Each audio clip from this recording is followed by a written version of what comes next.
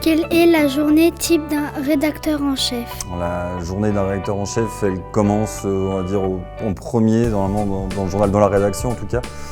L'objectif, c'est déjà de lire ce qu'on a fait et ce qu'ont fait les confrères le même jour, et puis de savoir un petit peu où on va aller, de faire le tri dans les papiers, et quand les journalistes arrivent, de leur expliquer un petit peu ce qui va se passer et où on veut aller, en fonction des idées de chacun, et puis de ce qu'on veut sortir pour le soir. Quelles sont les différences avec le métier de journaliste?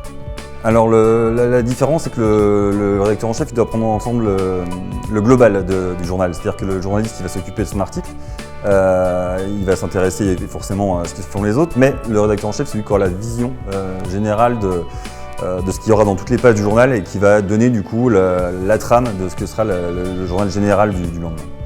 Qu'est-ce qu'une ligne éditoriale? Alors la ligne éditoriale, c'est ce qui définit tel ou tel journal, c'est ce qui va le différencier des autres. C'est un petit peu l'ADN du journal, c'est ce qui va faire sa force ou ses faiblesses. Et voilà, c'est comme ça qu'on définit un journal par rapport à un autre, même s'il est parfois sur le même territoire. Quelle est la ligne éditoriale de l'Indépendant? La ligne éditoriale du journal de l'Indépendant, elle est un peu complexe, parce qu'elle se fait donc depuis 140 ans. Mais l'objectif, c'est de toucher tout le monde en Bresse et d'être au plus près de chacun. Et puis après, il y a une histoire propre à l'Indépendant qui fait qu'on va prendre parfois position sur certains sujets, contrairement à ce que peuvent faire d'autres journaux. La ligne éditoriale a-t-elle évolué ces dernières années? La ligne éditoriale a évolué ces dernières années. Il y a eu beaucoup de choses qui ont été faites au début de la création du journal, parce que c'est un journal qui était volontairement assez partisan, qui était notamment très anticlérical, après qui s'est basé avec le temps, qui a pris des positions pendant la Seconde Guerre mondiale pour aider notamment la résistance.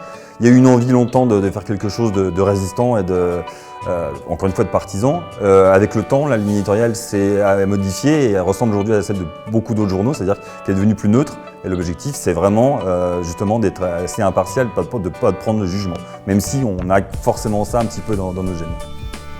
Une évolution du journal est-elle envisagée ces prochaines années? Il faut que le journal évolue constamment, il le fait depuis 140 ans, il le fera toujours. On a changé beaucoup de choses ces dernières années, que ce soit sur le fond ou la forme.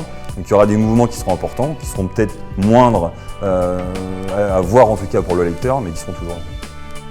Je pense notamment à peut-être des développements possibles sur Internet ou sur le papier. Quels autres médias renseignent la population bressane?